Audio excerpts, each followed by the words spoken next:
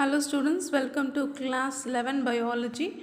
Today we are going to learn 8th lesson in botany. It is about biomolecules. So in this chapter we will learn about all the biomolecules like water, carbohydrate, proteins, lipids and what are its structure and what is its function.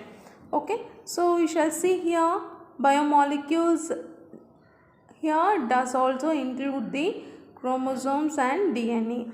I think you have overall picture about what are the cell components. So far we have learnt in detail about the DNA and chromosomes and cell division. Okay, so the essential component of life is water. It is a tiny polar molecule and it can pass through the cell membrane. Okay, so two electronegative atoms of oxygen, it is getting added with the hydrogen bond. Okay, so this two electronegative atom of oxygen shares a hydrogen bond of two water molecule. Thus, they can stick together by cohesion. Okay, so what is cohesion? One where it is getting attached with each other. Okay, so water is the most abundant component in the living organism and how they are formed that we have seen. Properties of water: adhesion and cohesion properties exhibited high latent heat vaporization, high melting boiling point, universal solvent, specific heat capacity is specific and it is determined. And primary and secondary metabolites. Most plants, fungi and other microbes synthesize the number of organic compounds. They are called as the metabolites. Okay, so which are those that are required for basic metabolic process are called as primary metabolites. Secondary metabolites does not show any direct function of the growth and development, but it is produced. See here, the examples of primary and secondary metabolites are given. That is, they are produced by the plant. If it is very essential, it is primary. If it is not essential but still it is produced, then it is called as the secondary metabolite. You can see here organic molecule may be a small and simple. These simple molecules assemble and form the large complex molecule. It is called as the macromolecule. Follow, macromolecules together it is forming the macromolecule. They include the carbohydrates, lipids, proteins, nucleic acid. These all macromolecules except lipids are formed by the process of polymerization. Okay, polymerization. So monomers attach themselves to form the polymers. They are called by the process called polymerization. So coming to carbohydrate name itself tells you it is having carbon, hydrogen and oxygen. Usually they follow the formula CH2O. Okay, so here the classification of carbohydrate is given: monosaccharide, oligosaccharide and polysaccharide. Okay, so this monosaccharide are the simple sugars. Monosaccharides are the simple sugars and they are also called as the hexoses. Hexoses means 6 in number of carbon atoms present. All monosaccharides contain the functional group. The functional groups as a aldehyde which is present in the case of glucose, it is called as aldose. Okay, what is aldose sugar which is having the functional group as aldehyde? It is the glucose which is having the ketone. Okay, ketone as a functional group, then they are called as the ketose. Example, they are called as the ketose sugar. Example, fructose. Here disaccharide, when two molecules of monosaccharide combine to form the disaccharide, it is a reversible process. Again they can hydrolyze by the addition of water. They get split into two monosaccharide. And polysaccharide, these are made up of hundreds of monosaccharide unit. Polysaccharides are also called as the glycans, long chain or branched and unbranched monosaccharides. Okay, so these polysaccharides, this is the condensation reaction that is happening between the two different sugars. Okay, two sugar, they just get attached themselves by the bond that is called as the glycosidic bond to form the polysaccharide. Depending on the functions, polysaccharides are of two types: storage polysaccharide and structural polysaccharide. Storage polysaccharide, it is made up of repeated units of amylose and amylopectin. Starch grains are made up of successive layers of amylose and amylopectin. One layer of amylose, one layer of amylopectin. Likewise, it is made of. Okay, amylose is a linear unbranched polymer which makes about 80% of starch. Amylopectin is a polymer with sum of 1,6 linkages groups. Okay, it is just a structure you have to learn by heart. Starch test we discussed in the class. So that is iodine. In the presence of iodine, starch is turning itself into deep blue color. The glycogen, it is a complex sugar, it is an animal starch. Glycogen starch we are saying in the case of the plant cell. In the animal cell, it is called as the glycogen. Okay, the sugar will be changed into glycogen and it will be stored in the liver. Glucose is getting folded to form the glycogen. Once it is folded, it will be kept in the liver. It is like a storage house for the glycogen. Then coming to cellulose, as you know, the cell wall of the plant cell is made up of cellulose. See here, it is a polysaccharide and it is made up of thousands of glucose units. Okay, so in this case, beta glucose unit are held together by 1,4-glycosidic linkage. The bond name is the 1,4-glycosidic linkage. Okay, so the cellulose fibers are straight and uncoiled. It has many industrial uses. Cellulose has got many industrial uses. Okay, so all these fibers and nitrocellulose and the explosives are also using this cellulose. Okay, cellophane tape, all these things are using the cellulose. Chitin is a homopolysaccharide with amino acid added to form the mucopolysaccharide, the basic unit of nitrogen containing glucose. Okay, so then test for reducing sugar. So reducing sugars are nothing but the glucose, aldoses and ketosis. Ketone sugar, what is ketone sugar? Fructose. Fructose is a ketose sugar. Okay, so what they have to do? So this means that when heated with alkaline solution of copper 2 sulfate, you have to take copper 2 sulfate alkaline solution. It is otherwise called as the Benedict solution. When you add it with the sugar and it should be heated up. Based on the color formed, we know the content, so amount of sugar present. Okay, so if you add the Benedict solution to the sugar solution and heat it up, if it is forming the green color solution or green color precipitate, then the trace of reducing sugar, that is less in quantity of reducing sugar is present. If it is orange, then it is moderate quantity of sugar. If it is going to be brick red color, the large amount of reducing sugar is present. That is the test for reducing sugar. Okay, other sugar components and their structure and functions are given in this paragraph. Just can read through the paragraph. Then there is no much explanation. It is just the names and you have to by heart the name only. There is any word which you don't understand, you can definitely ask me during the live class.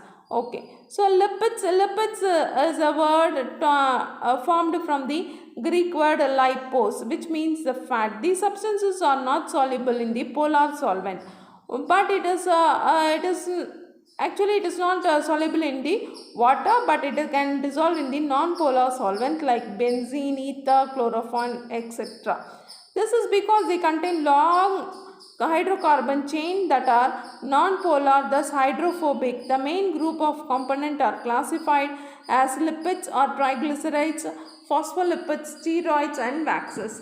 So these are all, see, under this we are going to learn about the triglycerides. These are composed of single molecule of glycerol with the 3 fatty acids. Okay, 1 glycerol and 3 fatty acids. These include fats and oils. Fatty acid, long chain of hydrocarbon carboxyl group at one end which binds with one of the hydroxyl group of glycerol. Okay, so fatty acids are the structural unit of the lipids, carboxylic acid to form the long chain. Okay, the hydrocarbon can vary in length from 4 to 24 carbons and fat may be saturated and unsaturated. In saturated fatty acid, the hydrocarbon chain is single bonded, and in unsaturated fatty acid, the hydrocarbon chain is double bonded. So membrane lipid. So in the case of the plant cell and animal cell, we have the presence of the membrane. The membrane is made up of protein and lipid. So how it is? So membrane lipid is a phospholipid. They contain only two fatty acids attached to the glycerol. While third glycerol binding sites holds a phosphate group, this phosphate group is in turn bonded to an alcohol. These lipids have both hydrophobic and hydrophilic region. The structure of lipid bilayer helps the membrane function. Okay, so then the steroid. So far we have learned about the triglyceride and membrane lipid. Now steroid. It is a complex component found in the cell membrane. Okay, one of the example for steroid is the cholesterol. Okay, so then coming to the waxes, it is a ester formed between the long chain alcohol and saturated fatty acid. Lecithin is a food additive and dietary supplement. That is one of the facts. Wax. Okay, so the next we have the cell structure. Polymer and monomer is explained with the picture here. Then coming to the protein. So our whole body is made up of all biomolecules. So far we have learnt about the biomolecules of water, carbohydrates, lipids. Under that various steps we have learned. Likewise we have the proteins. So proteins are basic unit as the amino acid. So amino acids are classified. See, amino group, one amino acid reacts with the carboxyl group of other amino acid forming the peptide bond. Two amino acids can react together with the loss of water. Okay, two amino acids combine to form the peptide bond. Okay, so and during this process water will be released. That is what is meant as the loss of water. Okay, so two amino acids can react together with the loss of water to form the dipeptide. Long strings of amino acid linked by peptide bonds are called as the polypeptide. In 1953, Fred Sanger first sequenced the insulin protein. Sequenced means whatever is there, what is the content, that is what he has learnt. Amino acid are building blocks of the proteins they are about 20 different amino acid exist naturally. All amino acids have basic skeleton consisting of a carbon linked amino acid. Okay, so then we have the presence of acidic carboxylic group, hydrogen atom, the amino acid in both acid and base. Okay, they are called as amphoteric. A zostone also called as a dipolar ion in the molecule with two or more functional groups of which at least one has positive and other has negative electric charge, and net charge of the entire molecule is 0. The pH at which this happens is known as isoelectric point. So then we have about the types of structural protein. So we have the proteins in various combinations. Once this amino acid, you can see here, the amino acids, once they are combined to each other, they form the peptide bond, and then further they have to get folded to form the protein structure. Okay, this folded structure may get denatured. They may become spoiled during the heating process. So first we see about the structure of the protein as primary structure. It is a linear arrangement of amino acid. What is linear arrangement? One below the other amino acids are arranged to form the protein. Secondary structure, it is arising various functional groups are there. Okay, in this case amino acid to twist into the coiled configuration called as alpha helix or folded into flat beta plated sheet. Tertiary protein structure arises when the secondary level of protein fold into the globular structure called domains. Quaternary protein structure may be assumed by some complex proteins in which more than one polypeptide forms a large multi-unit protein. The individual polypeptide chain of the protein is called as the subunits, and more active protein itself is called multimer. Here, for example, enzymes serve as a catalyst for the chemical reaction, and also antibodies are the complex glycoprotein and specific regions of the attachment of various organisms.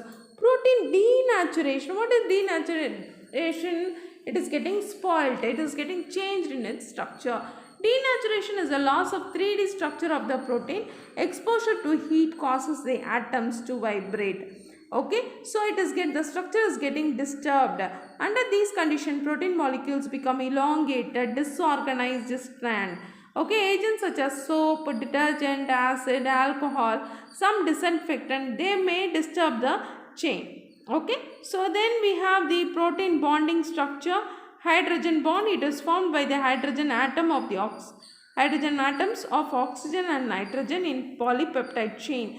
The hydrogen atom have a small positive charge and the oxygen and nitrogen have small negative charge. Okay, so though these bonds are big and large number of them maintains the molecule in 3D shape. Ionic bond, it is formed between any charged groups that are not joined together by peptide bond. It is stronger than the hydrogen bond and can be broken by changes in the pH and temperature. Disulfide bonds, some amino acids like cysteine and methionine have sulfur. These form disulfide bridge between sulfur atoms and amino acid. Hydrophobic bond, this bond helps some protein to maintain structure. When globular proteins are in solution, their hydrophobic groups point inwards away from the water. Test for protein. As we have seen the test for carbohydrate, we have the test for protein. The name of the test is Biuret test. Okay, so here the presence of protein gives the purple color. So first you have to take the protein solution and you have to mix it with the sodium hydroxide solution. Then few drops of copper 2 sulfate. Okay, and mix it well. The distinct purple color, if it is appearing, it shows the presence of protein. See here in this test tube, plus and minus is given. Once this is added, copper 2 solution and also copper 2 sulfate solution and sodium hydroxide, if it is added, it should become purple in color. If it is becoming purple in color, it shows the presence of protein. Otherwise, there is no protein being present. Okay, so you have the functional protein, that is the enzyme. So they are the catalyst of the biological catalyst. So under enzymes we have anabolic, synthesis of protein from amino acid and synthesis of polysaccharide from simple sugar are the example of anabolic reaction. Catabolic reaction, digestion of complex sugar. Okay, enzymes can be extracellular enzyme as secreted and work externally, export from these cells. Example, digestive enzymes or intracellular enzymes that remain within the cell and work there. These are found inside the organelle within the cell. Example, insulin. So properties of enzyme, all are globular proteins. They act as a catalyst and effective even the small quantity. They remain unchanged after the end of the reaction. They are highly specific. They have active site for the reaction to take place. Enzymes lower the activation energy during the reaction. As molecules react, they become unstable, high energy intermediates, but they are in this transitional state. Okay, energy is required to raise the molecules to the transitional state. So how these enzymes act? So the process of action of the enzyme is described in the lock and key mechanism. Okay, so in the enzymes catalyze reaction, starting substance is the substrate. It is converted into product. The substrate bind to the specifically formed pocket in the enzyme, that is the active site, and it is called as the lock. You can see here, so enzyme, so substrate is getting attached, so the product will be formed. Follow, this is what is called as the lock and key mechanism. You can just learn from the diagram and you can learn right on your own. And then factors affecting. So whenever there is whatever is there, see few factors are described here: concentration, pH, temperature, whatever be the factor, okay, and substrate concentration, whatever be the factor, when it is present in the optimal quantity, the reaction will occur in a nice way. You can see here whatever is being the character that is being controlled. If it is going to be temperature, until the optimum temperature it will be good. Okay, so once this optimal temperature is reached, the enzyme activity will be higher. Okay, after that it will be increase in temperature will denature the protein. That is what is given here. pH. So according to the pH, when you see up to optimum pH, it will just react. After that it will degenerate. Substrate concentration. Enzyme concentration, the rate of enzyme reaction increases with the increase in substrate concentration. If there is a more of substrate, more of enzyme will be produced. Enzyme concentration is directly proportional. Rate of reaction is directly proportional to the enzyme concentration. Enzyme is more of activity will be happening. Okay, so here all these graph, with the help of graph you can write the answer on your own. Okay, it is about the reaction of the enzyme along with the substrate. Okay, introducing the Michaelis-Menten constant and its significance. When initial rate of reaction of an enzyme is measured over a range of substrate concentration and the result is plotted in the graph. With increase in substrate concentration, the velocity increases rapidly at the lower substrate concentration. The rate increases progressively above the certain concentration of the substrate. Okay, no further increase in rate occurs. This shows that the enzyme is working at a maximum velocity. On the graph, this point is measured, named as the Vmax. Inhibitors, what does it mean?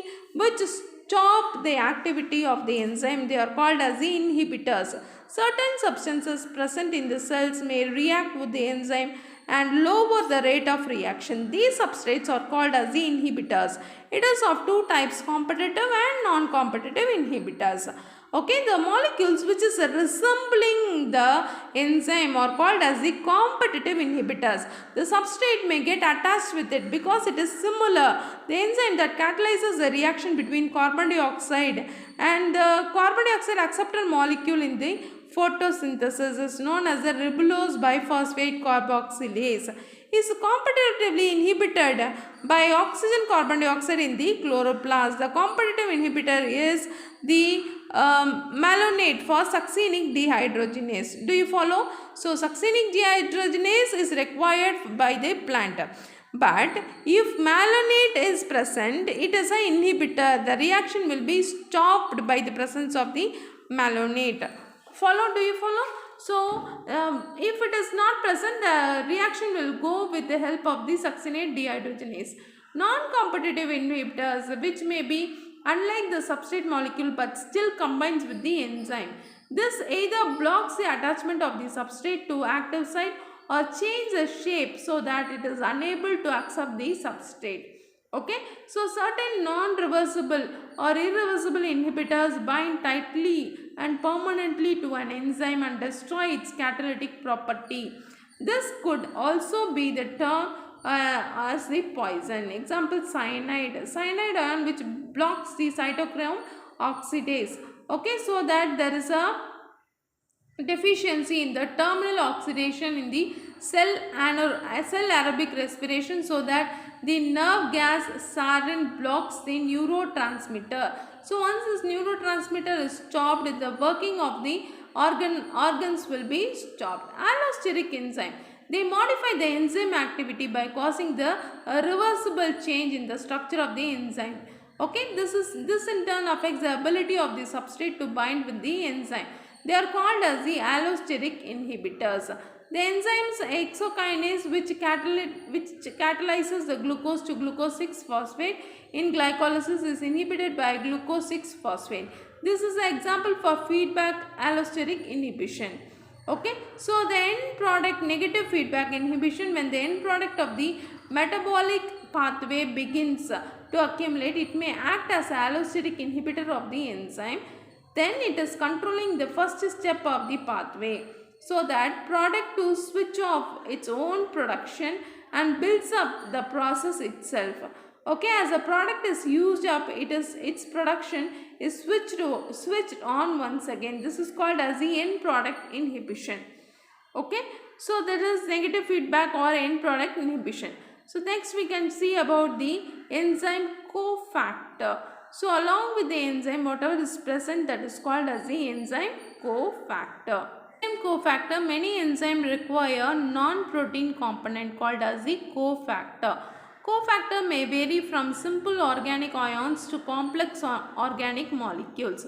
Holozyme or holoenzyme, active enzyme within the non-protein component, is called as the holoenzyme. enzyme. Apoenzyme is an inactive enzyme without its non-protein component. Inorganic ions helps to increase the rate of reaction catalyzed by the enzyme. Salivary amylase activity is increased in the presence of chloride ions. Prosthetic groups are organic molecules that assist in the catalytic function of an enzyme. Flavin adenine contains riboflavin, okay, which functions to accept the hydrogen atom. Okay, heme is an ionic part of the protein hemoglobin and it is a prosthetic group. Coenzymes are the organic compounds which act as a cofactor, but though they don't remain attached with the enzyme. The essential chemical component of many coenzymes are vitamins NAD, NADP, coenzyme A, ATP, etc. Okay, so then the enzymes, how they are classified. Next we have about the nomenclature of the enzyme. What is nomenclature? Naming of enzyme. I told you this several times. Once it is ending with ASE, it is the name of the enzyme. Hydrolase. Okay, hydrolase, lactase, lipase, proteinase. Once it is ending with ASE, it is the enzyme. For example, lactase hydrolases lactose, amylase hydrolases amylose.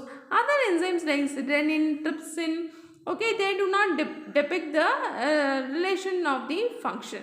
Okay, there are certain enzymes which is not named in this way. Okay, so here the names of the enzymes given: oxidoreductase. Okay, example, deoxyhydrogenases, transferase, hydrolases, isomerases, ligases are the names of the enzymes and their mode of action is simply explained here. Okay, so how they are just getting bonded and how they help in the digestion process, and the example is given in this tabular column. Then coming to nucleic acid are of two types, DNA and RNA. They are made up of nucleoside and nucleotides. Okay, they have the presence of purine and pyrimidine. Adenine and guanine are called as the purine, cytosine and thymine are pyrimidine, and thymine is not present in the case of DNA, it is present only in the case of RNA. The characteristic feature that differentiates DNA from RNA is that DNA contains nitrogenous base, adenine, guanine, thymine, cytosine. RNA contains adenine, guanine, cytosine and uracil. Thymine is not present. So formation of nucleotide.